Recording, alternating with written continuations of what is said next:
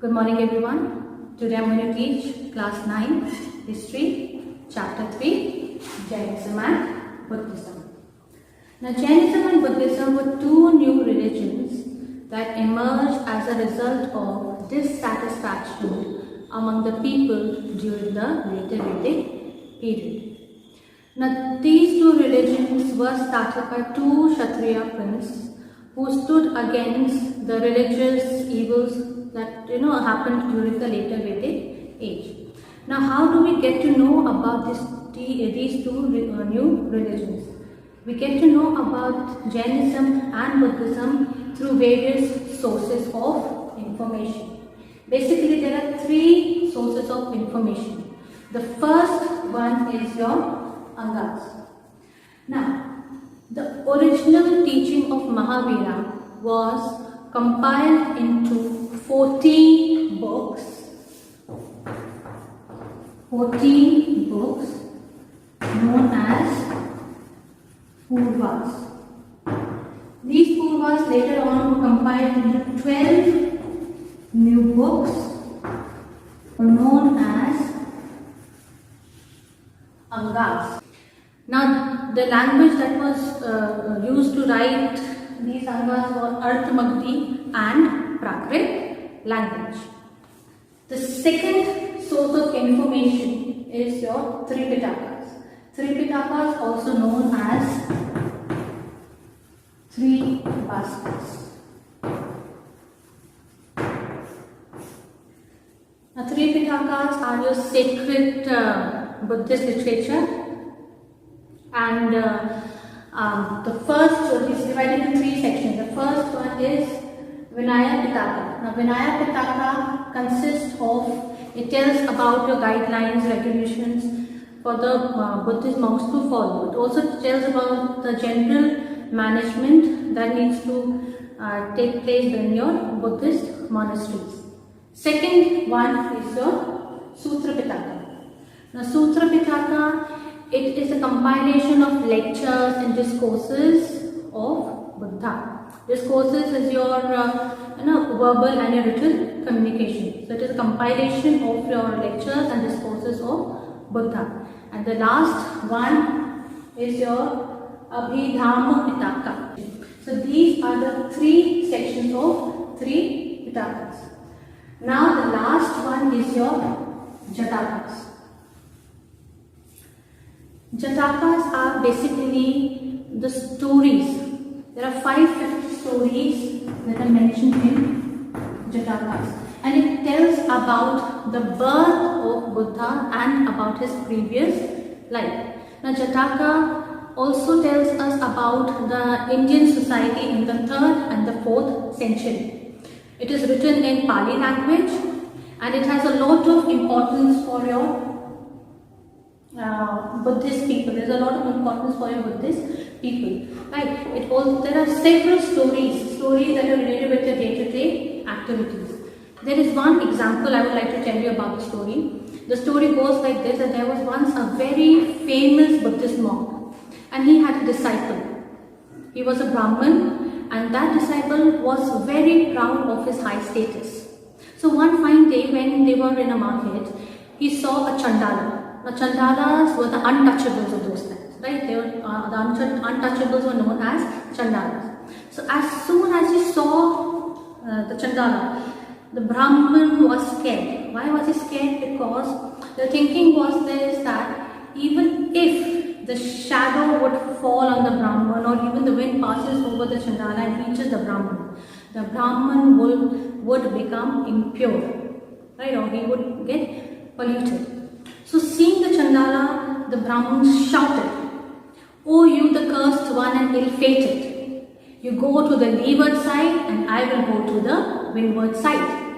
Now just for your knowledge, the leeward side and windward side are the two sides of the mountain. Leeward side is that side, which is absolutely dry, which receives scanty rainfall, and the windward side is the side which, receives a lot of rainfall. It's always, there is no scarcity of water. So hearing this, the Chandala resisted. He did not immediately obey to what the Brahman said. He just said one thing: I will obey your order if you are able to answer one question that I ask you. Now this was outright an insult of the Brahman. Because firstly, the Chandala did not listen to him, he resisted. Secondly, he wanted the Brahman to answer a question that the Chandala will ask. Now the Brahman, he was very confident about his intelligence. He thought he is highly intelligent and whatever question the Chandala will ask, he will be able to answer it with ease. So he said, right, go ahead, ask the question, I will answer you. The Chandala did ask the question. And after hearing about the question, the Brahman was not able to answer. The Brahman felt very humiliated, and in front of the entire crowd, Brahman bowed down and touched the feet of the Chandala. So these are the three sources through which we get a lot of information about these two new religions, that is the Jainism and Buddhism. We saw that there are various sources of information through which we get the knowledge about Jainism and Buddhism. But what actually led to the rise of these two new religions? What were the causes? So now there were various causes which led to the rise of these two new religions. The first one was your domination of priests.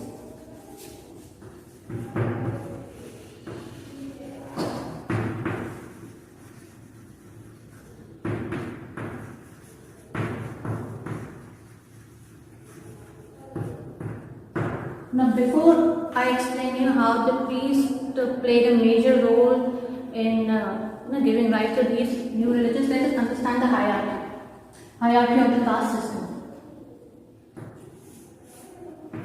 Now at the top, the apex were the Brahmins.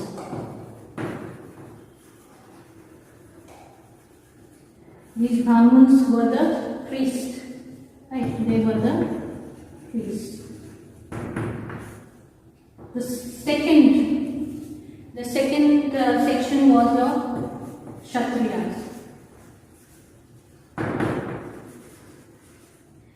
Now the Kshatriyas were the ruling class, the kings, right? The ruling class were known as the Kshatriyas. The third Kshatriyas were the merchants, the traders, right? And the last one were your Shudras. The last one were your Shudras, the untouchables. Right. So now the Brahmins were at the top. They were the priestly class. Okay. And the Brahmins, they thought of themselves as absolutely supreme. Right. They considered themselves as supreme. And they claimed that they are the descendants of Lord Brahma, who is the creator of the world, the creator God. And that is why the Brahmins, they took upon themselves the responsibility to lead the people through salvation. And now because of that, what the Brahmins started to do was, they started to started new religions, new rituals, which were affecting the common man. Plus, they started demanding respect, various privileges in the society. And this attitude did not go down well with the Kshatriyas and the common people. They were very dissatisfied, they were not at all happy with that attitude of the Brahmin. Hence, this led to what? This led to revolt. They started to oppose this kind of an attitude. Basically, the Brahmins, they started to control the man's life from the birth till death. From birth till death. All the ceremonies, rituals, since the one child is born, from there till his death, after death ritual, everything was controlled by the Brahmins. So this was one of the reasons which led to the rise of Jainism and Buddhism. Right, that is the domination of priests. The second one is new and rituals and ceremonies. Now we see that the worship of nature gods in the early Vedic period was replaced in the later Vedic period. Now people stopped worshipping nature gods. In early Vedic period we know that all your rituals and ceremonies were pretty simple. But in the later Vedic period, and after that we see that everything started with rituals, the ceremonies, everything started to become very, very complex. And the common man could not afford these costly rituals and ceremonies. Hence, he became very disappointed and started to look for peace and comfort. He started to look for solace everywhere else rather than his own religion. The third cause is your animal sacrifice. Now, animal sacrifice had become an important part of all the rituals, and the people, they hated animal sacrifices. Why? Because in those days, because of the discovery of iron, new equipment for agricultural equipments like sickles and for plowing the field, new equipments were being made. Agriculture became the main occupation of the people. Ox and bulls, they were used in farming, and cows. Cows were considered as very valuable animals. So because of all these reasons, the people, the common man, did not want to encourage animal sacrifices. They were against animal sacrifices, but animal sacrifices had become an important part of the ceremonies and the ritual. So this again, the people were not in favor of this, and this stood against these rituals. The fourth cause is the caste system. Now this is your caste system that I told you, the Varna system, right? The Brahmins, Kshatriyas, Vaishyas and the Shudras. And based on the occupation, these categories were made. Now the Brahmins were supreme ones, the Kshatriyas and the Vaishyas were not that much affected. But the ones whose lives were miserable, who were living in absolutely pathetic conditions, were the Shudras, the untouchables. They were treated as, they were not treated properly, they were disrespected. And inhuman behavior was projected for your Shudras. And what were the jobs? What the reason? Because the Shudras, the job profile was, they were scavengers, they collected dead bodies, they were sweepers, fishermen, hunters, and all these professions were looked down upon. To such an extent that the Shudra was not even allowed to enter any public premises. They were not allowed to enter any public market, and they were even told to live outside the city limits.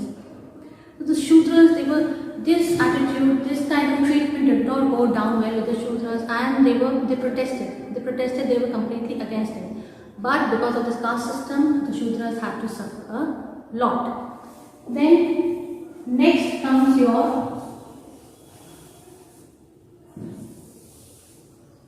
the next point is your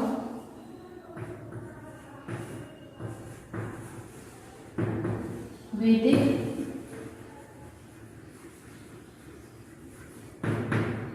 Sanskrit. Now when the rituals and ceremonies were being performed, any ritual, any ceremony was being performed, it was always performed by the Brahmins, and the language used was Sanskrit. Now Sanskrit was not a very common language that the common people knew, right? Education was only restricted to the upper two classes. The common people, education was only for the upper two classes, but for the rest of the two sections, especially the Shudras, education was not available. It was restricted for them. They could not go and learn any new language or attain education. So because of that, what started to happen was, when even a common man started to perform any rituals or ceremonies, because of the language that was used by performing ceremonies, he was not familiar with the language. So he could not connect spiritually. Hence, they demanded that there should be a religion which will perform all the ceremonies, all the rituals in their vernacular language. Vernacular language is your local language, so that the common man would be able to understand as to what is being said, and he can be a part of that ritual. Then the last one is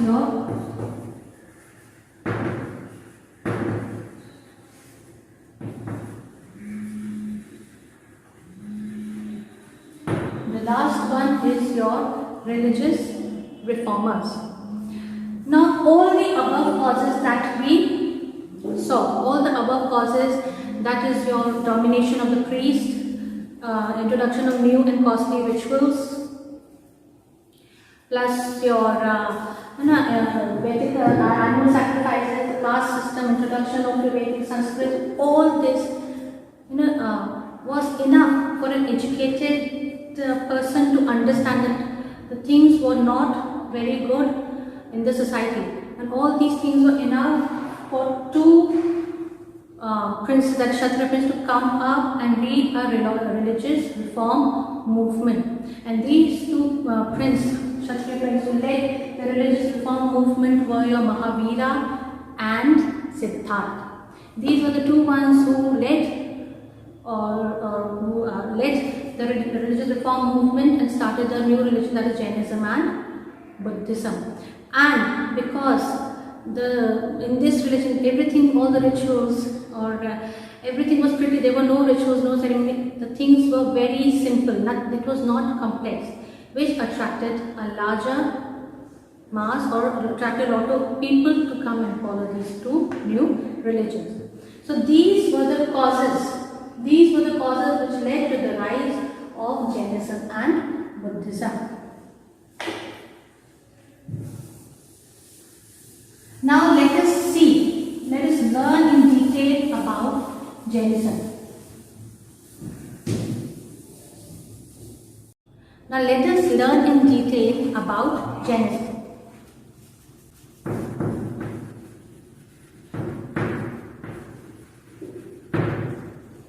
Now Jainism was a religion that was founded by Vardhamana Mahavira, and he was born in 599 BC.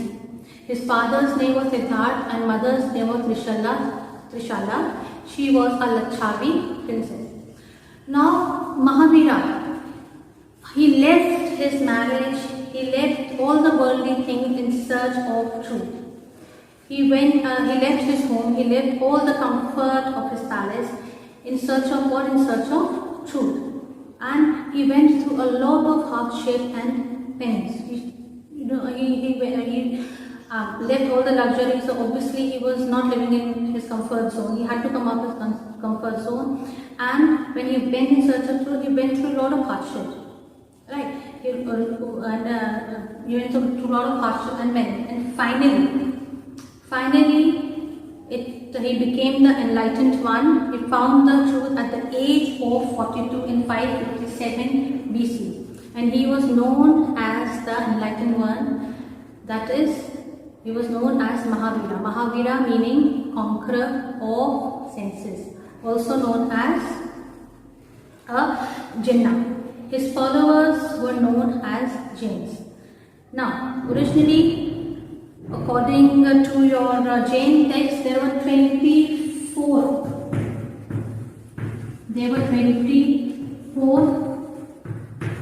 Tirthankaras and Mahavira.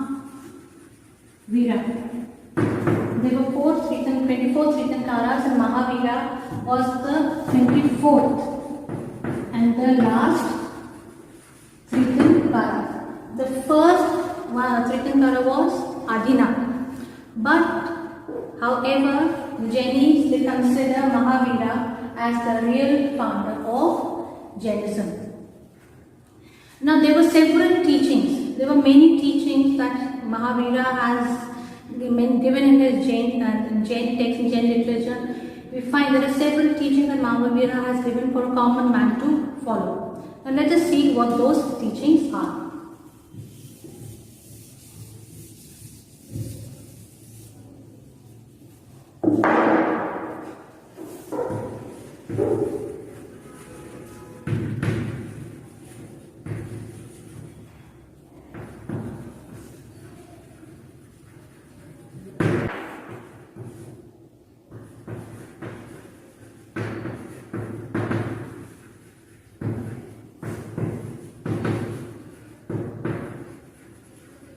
The first one is the non-violence, that is ahimsa.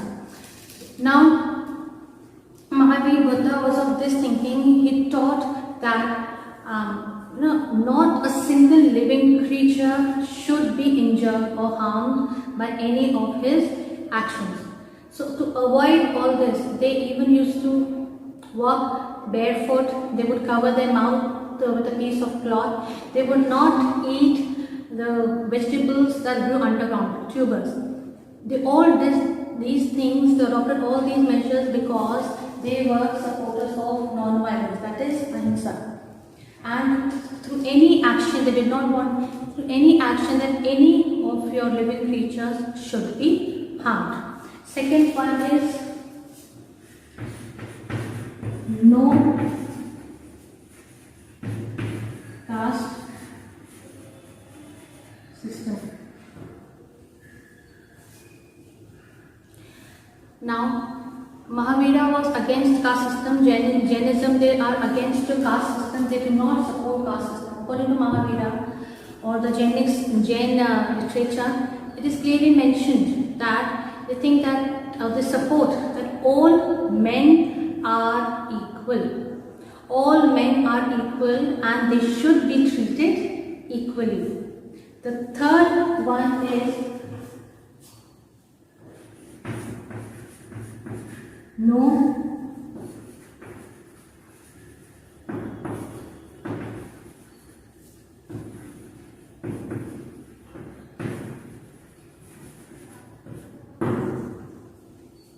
they did not understand the concept of sacrifices and costly rituals. They were against it. They believed that man, in order to please God, need not perform sacrifices.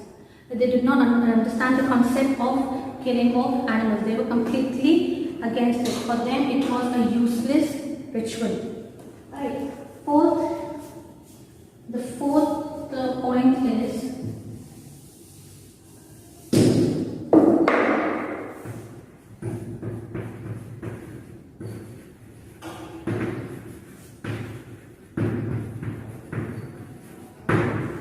no belief in God.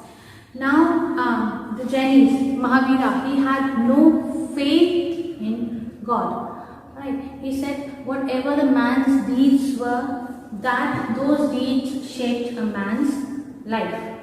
He had no faith in any supreme power. He said a man could be free from all his sufferings, from all the pain, if he leads a simple and a moral life.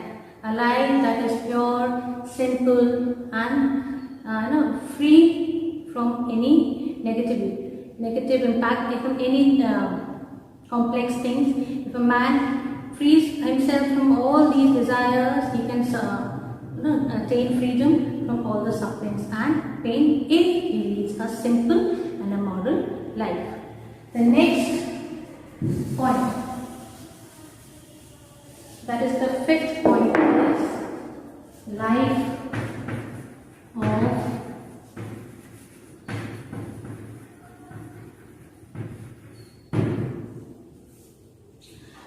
of penance. The Jains believed in severe penance, hurting oneself physically, starving to die out of hunger and starvation. They considered it as a virtue.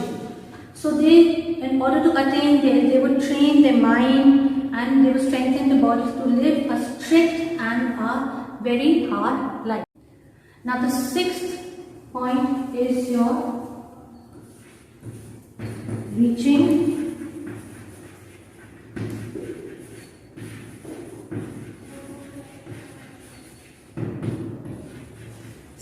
salvation. Reaching salvation, that is the three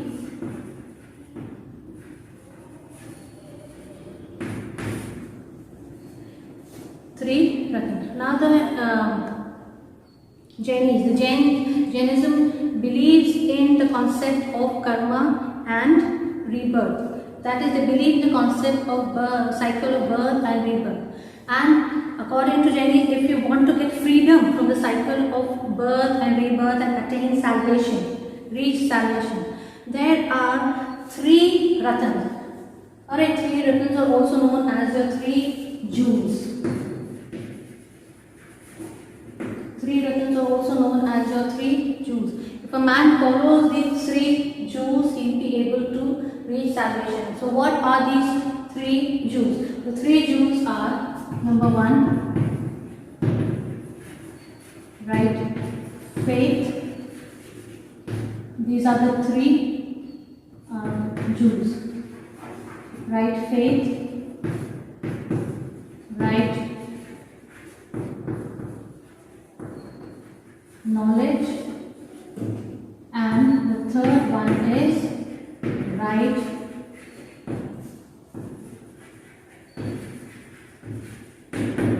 conduct.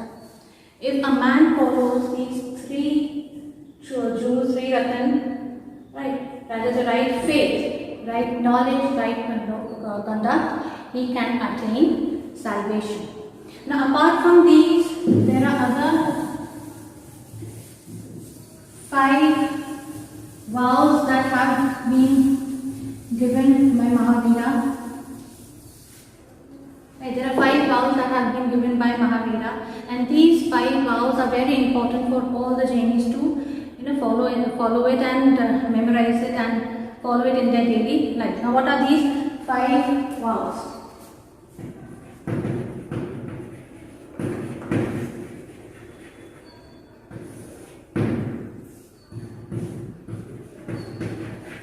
The first one is not to steal.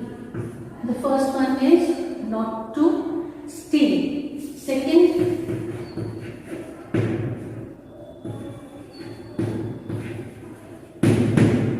not to lie. Third,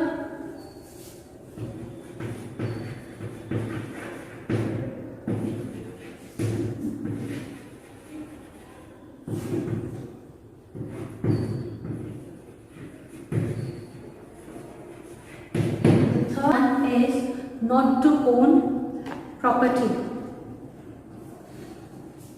Not to own property. The fourth one is not to harm any living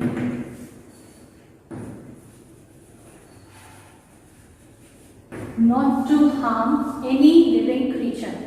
And the last one is to lead a pure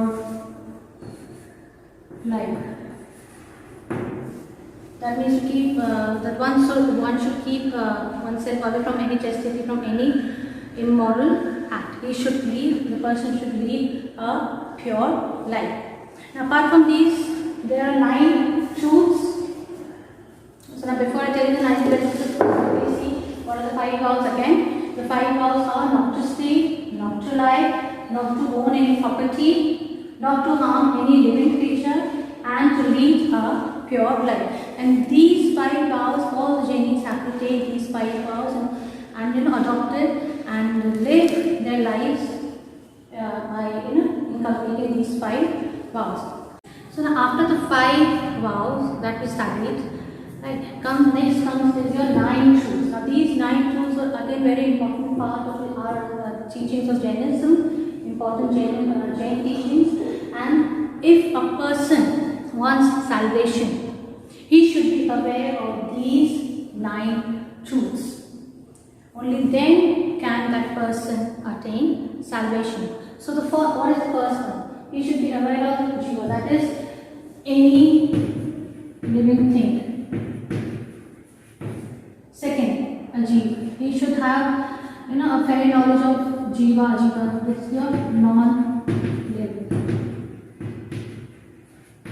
Punya, you should be aware of the concept of Punya, that is your good deeds.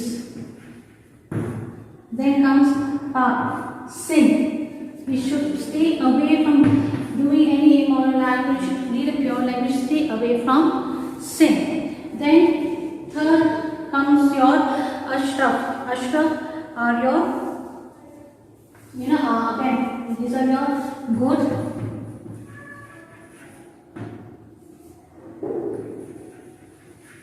deeds, and this is your goodness.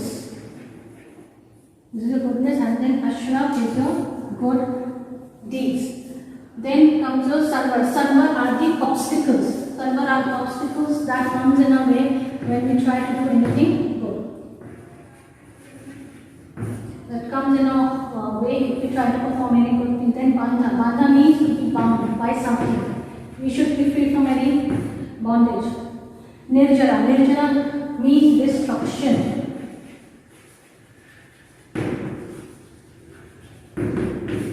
And moksha. Moksha is your salvation. So in order to reach to the last step, that is salvation, the person must go through the first above 8 steps, only then he will reach to salvation. Now these were all about the teachings of Mahavira. Right? These were all the main teachings of Mahavira, all the important teachings of Jain religion. Now we see that Jainism, there was a split in Jainism, that is, Jainism was divided into 2 sections, basically because there was a misunderstanding between 2 Jain monks. So in order to clarify the confusion and to reach to a decision, 2 sections, the Jainism was divided into 2 parts or 2 sections, that is the first one was Digambara, that is your sky clad, and the second one was Shvetambara. Shvetambaras are the ones who dress up themselves in white colored clothing.